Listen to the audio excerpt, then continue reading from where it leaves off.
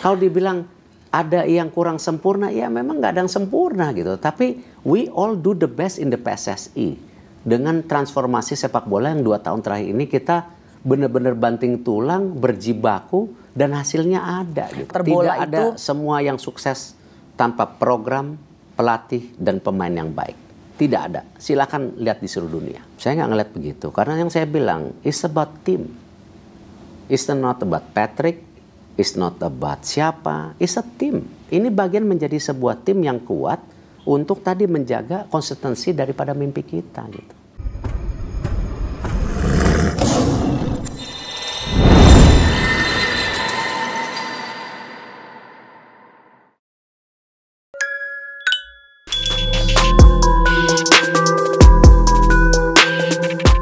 Timnas Indonesia terus menunjukkan perkembangan pesat dalam beberapa tahun terakhir, baik dari segi permainan, kualitas pemain, hingga ranking FIFA. Dalam beberapa kesempatan, tim asuhan Patrick Kluivert mampu memberikan kejutan dengan mengalahkan tim-tim kuat Asia, serta menunjukkan performa yang meyakinkan di berbagai ajang internasional.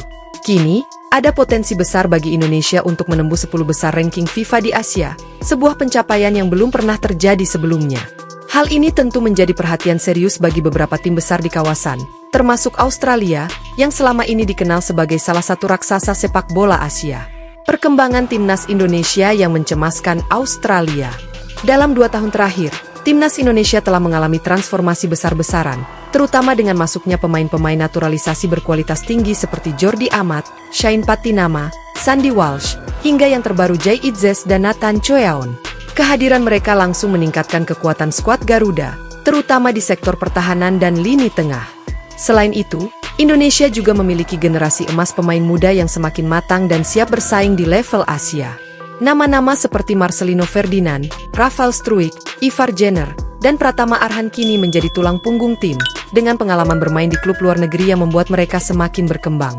Australia, yang selama ini dianggap sebagai salah satu tim terkuat di Asia, tentu mulai menganggap serius perkembangan ini. Mereka menyadari bahwa Indonesia bukan lagi tim yang mudah dikalahkan, melainkan calon pesaing berat di level Asia Pasifik. Saat ini, Indonesia masih berada di peringkat 134 dunia menurut ranking FIFA terbaru, tetapi tren positif yang terus berlanjut bisa membawa skuad Garuda naik signifikan dalam waktu dekat. Jika Indonesia berhasil masuk ke 10 besar Asia, dampaknya akan sangat besar, di antaranya 1. Peluang langsung ke babak ketiga kualifikasi Piala Dunia. Dengan berada di posisi 10 besar Asia, Indonesia akan mendapatkan keuntungan besar dalam drawing kualifikasi Piala Dunia. Tim-tim papan atas Asia biasanya akan langsung masuk ke babak ketiga kualifikasi, sehingga peluang Indonesia untuk tampil di Piala Dunia 2026 atau 2030 akan semakin besar. 2. Daya tarik bagi pemain keturunan dan naturalisasi. Jika Indonesia semakin diperhitungkan di Asia, pemain keturunan yang masih ragu membela timnas bisa semakin tertarik. Beberapa nama seperti Lorenzo Lukca, Noah Geser, hingga Justin Hubner bisa lebih mudah diyakinkan untuk bergabung dengan Garuda. 3. Peningkatan kualitas kompetisi domestik. Dengan prestasi timnas yang semakin baik, kompetisi domestik seperti Liga 1 dan Liga 2 juga akan semakin berkembang. Hal ini akan menarik lebih banyak investasi, sponsor, serta meningkatkan daya saing klub-klub Indonesia di level Asia. 4. Ketakutan dari tim besar seperti Australia. Jika Indonesia berhasil mencapai peringkat 10 besar Asia, maka tim-tim kuat seperti Australia, Jepang, Korea Selatan, dan Iran akan mulai mempertimbangkan strategi khusus saat menghadapi Garuda. Mereka tidak bisa lagi memandang remeh Indonesia, karena skuad asuhan Patrick Kluivert semakin berbahaya dan siap memberikan kejutan. Strategi Indonesia untuk naik peringkat dan mengalahkan Australia. Agar bisa benar-benar menembus 10 besar Asia, timnas Indonesia harus menjalankan beberapa strategi kunci. 1. Kemenangan di kualifikasi Piala Dunia dan Piala Asia. Setiap kemenangan di ajang resmi FIFA seperti kualifikasi Piala Dunia 2026 dan Piala Asia 2027 akan memberikan tambahan poin yang signifikan untuk ranking Indonesia. Oleh karena itu, mengalahkan tim-tim seperti Vietnam, Thailand, dan Malaysia di kualifikasi adalah langkah penting. 2. Meningkatkan kualitas liga domestik. Liga 1 harus lebih kompetitif agar para pemain lokal bisa berkembang dengan baik.